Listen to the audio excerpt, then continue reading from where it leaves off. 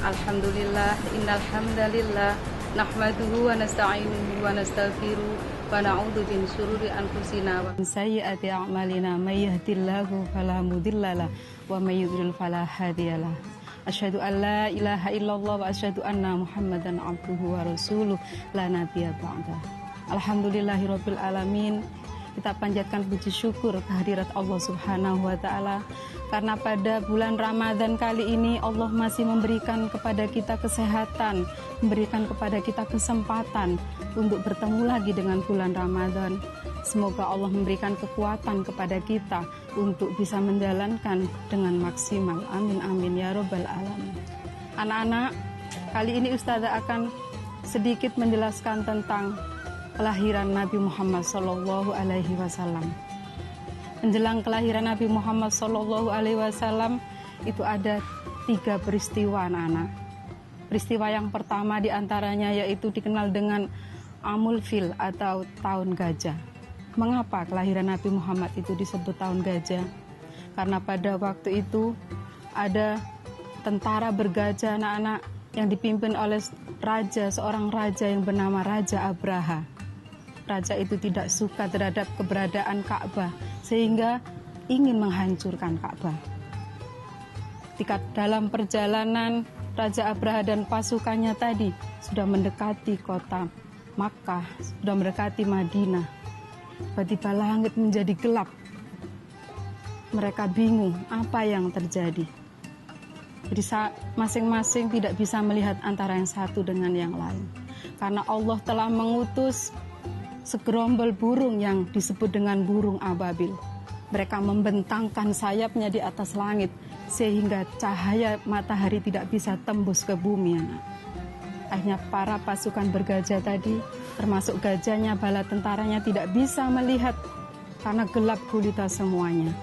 Akhirnya pasukan bergajah tadi saling bertabrakan anak-anak, satu sama lain bergelimpangan di tanah. Pada saat itulah Allah mengutus burung-burung ababil tersebut untuk melemparkan pasukan bergajah tersebut dengan batu-batu kerikil dari neraka. Mereka hancur, badannya hancur semuanya seperti daun-daun yang dimakan ulat. Hal tersebut terdapat dalam firman Allah yaitu surat Al-Fil ayat 1-5. Alam taro kaifa fa'ala rabbuka bi ashabil fil alam yaj'al kaidahum fi tadlil wa arsala 'alaihim tayran ababil tarmihim bihijaratin min sijil faja'alahum ka'asfin ma'kul. Maka dijadikanlah mereka itu seperti daun-daun yang dimakan ulat. Raja Abraha dan pasukannya hancur semuanya. Mereka tidak jadi untuk menghancurkan Ka'bah. Karena Allah sendiri sudah berfirman dalam Al-Quran bahwasanya Ka'bah itu akan selalu dilindungi Allah. Kota Mekah, kota suci Mekah, tempat ibadahnya umat Islam seluruh dunia itu selalu dilindungi Allah sampai akhir zaman. Kemudian peristiwa yang kedua yaitu pada saat sebelum kelahiran Nabi Muhammad ada kaum Majusi anak-anak. Kaum Majusi itu mereka menyembah api. Mereka anggap api itu sebagai Tuhan. Jadi api itu dipercaya sebagai Tuhan. Karena api itu dari zaman dulu sampai sekarang tidak pernah padam. Makanya mereka anggap sebagai Tuhan.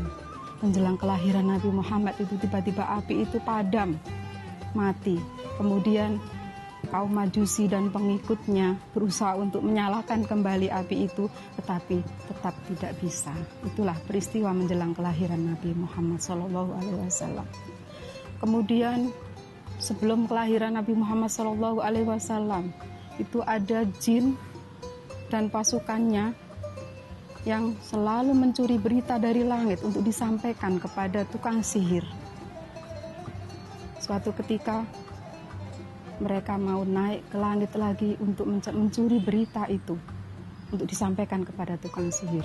Ketika mereka akan naik, tiba-tiba seperti ada panah api dari atas yang memancarkan cahaya yang menghancurkan mereka sehingga mereka tidak jadi naik ke atas, tidak bisa naik ke atas.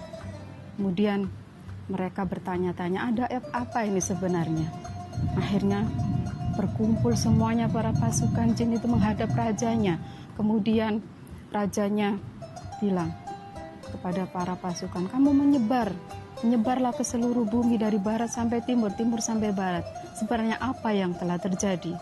Kemudian menyebarlah seluruh jin itu ke seluruh penjuru bumi. Tibalah di kota Mekah.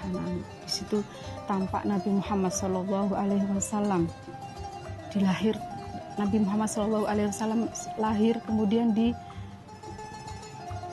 Nabi Muhammad dilindungi oleh para malaikat sampai di sekitar Nabi Muhammad itu memancarkan cahaya sampai ke atas langit. Setelah itu mereka menyampaikan hal tersebut kepada rajanya dan mereka marah-marah. Demikian sedikit peristiwa tentang kelahiran Nabi Muhammad. Anak-anakku yang Ustazah sayangi, Nabi Muhammad SAW itu ibunya bernama Aminah, kemudian ayahnya bernama Abdullah. Ketika Nabi Muhammad dalam kandungan umur 6 bulan, Nabi Muhammad ditinggal. Ayahnya sudah meninggal. Jadi Nabi Muhammad umur 6 bulan itu sudah dalam keadaan yatim karena ditinggal mati oleh ayahnya. Akhirnya Nabi Muhammad disusukan oleh seseorang yang bernama Halimatus Sa'diyah. Singkat cerita, setelah Nabi Muhammad sudah cukup umur, dikembalikan lagi kepada ibunya, yaitu Aminah. Dalam pengasuhan ibunya itu, ketika Nabi Muhammad umur 6 tahun, ibunya juga telah dipanggil oleh Allah kembali ke hadirat Allah, sehingga Nabi Muhammad umur 6 tahun itu sudah menjadi yatim piatu anak-anak. Kemudian setelah meninggalnya ibunya tadi, Nabi Muhammad diasuh oleh kakeknya. Dalam waktu 2 tahun juga kakeknya setelah itu meninggal dunia. Peninggal kakeknya itu tadi, kakeknya Nabi Muhammad bernama Abdul Muthalib. Sepeninggal Abdul Muthalib tadi, kemudian Nabi Muhammad diasuh oleh pamannya yang bernama Abu Thalib. Abu Thalib ini mempunyai seorang anak yang bernama Ali bin Abi Thalib. Ali bin Abi Thalib ini seorang pemuda yang gagah berani. Beliaulah yang telah nantinya mendampingi Rasulullah untuk berdakwah, menyampaikan ajaran Islam.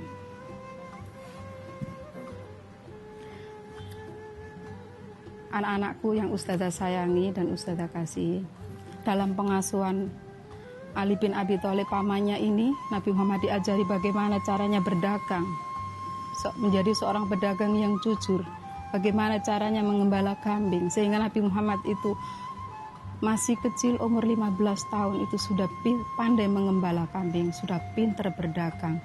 Jadi Nabi Muhammad terkenal dengan pedagang yang jujur. Untuk itulah Nabi Muhammad diberi julukan Al-Amin, yaitu orang yang bisa dipercaya. Demikian anak-anak yang bisa Ustazah sampaikan.